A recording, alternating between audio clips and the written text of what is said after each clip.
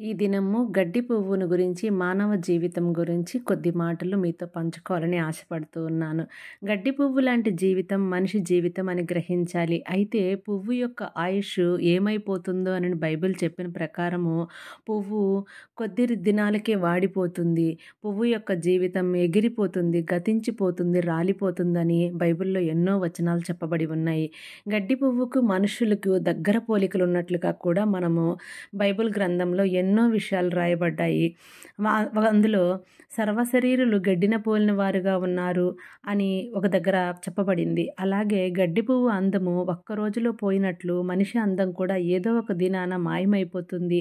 మనిషి కూడా వాడిపోయే వ్యక్తిగా ఉంటాడు అని యెషయా గ్రంథంలో 40వ అధ్యాయంలో పేర్కొనబడింది. అలాగే మనిషి జీవితం దేవుని వాక్కు ప్రకారం నడవని వారు గడ్డి పువ్వు వల్లే ధూళి వల్లే ఎగిరిపోతారని చెప్పి యెషయా గ్రంథం 5వ అధ్యాయంలో 24వ వచనంలో కూడా పేర్కొనబడింది. అలాగే నరుని ఆయువుతో కూడా గడ్డి పువ్వును పోల్చబడింది కీర్తనల గ్రంథంలో.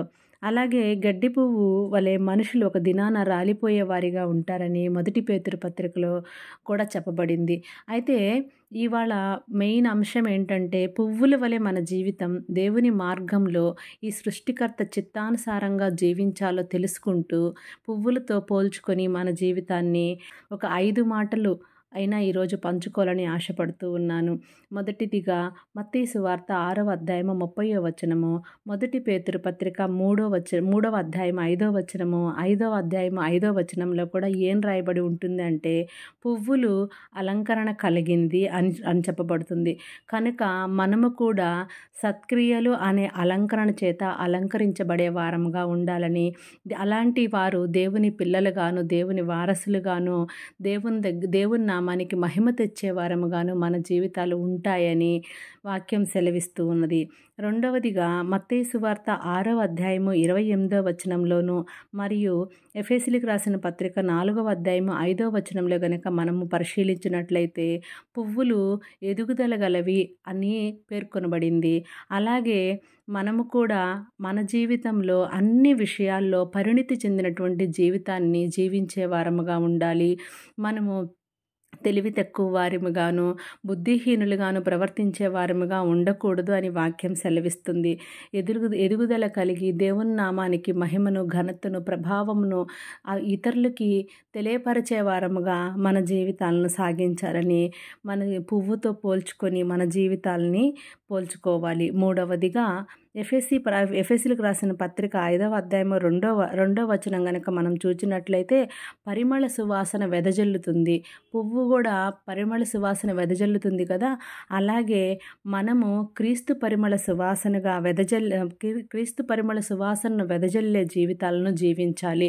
అంటే క్రీస్తును మనలో ప్రభువును నమ్ముకోమని అందరికీ చెప్పటం కాదు, కానీ మన జీవితంలో అలాంటి జీవితాన్ని మనం జీవించి ఒక మాదిరికరంగా మనము యేసు ప్రభు వారికి ఒక మాదిరిగా మనము జీవించే వారముగా ఉండాలి. అలాగ మనము క్రీస్తు పరిమళ సువాసనను ఇతరులకు వెదజల్లే వారముగా మన జీవితాలు ఉండాలని మనం తెలుసుకోవాలి. నాలుగవదిగా యోహాను సువార్త 6వ అధ్యాయము 45లోను మరియు 1వ అధ్యాయం 16లోను పువ్వులు అనేకులను ఆకర్షించినట్లుగా మనము కూడా ప్రభువు వైపుకు అనేకులను ఆకర్షించే విధంగా ఆత్మల భారం కలిగి జీవించాలని వాక్యం సెలవిస్తుంది.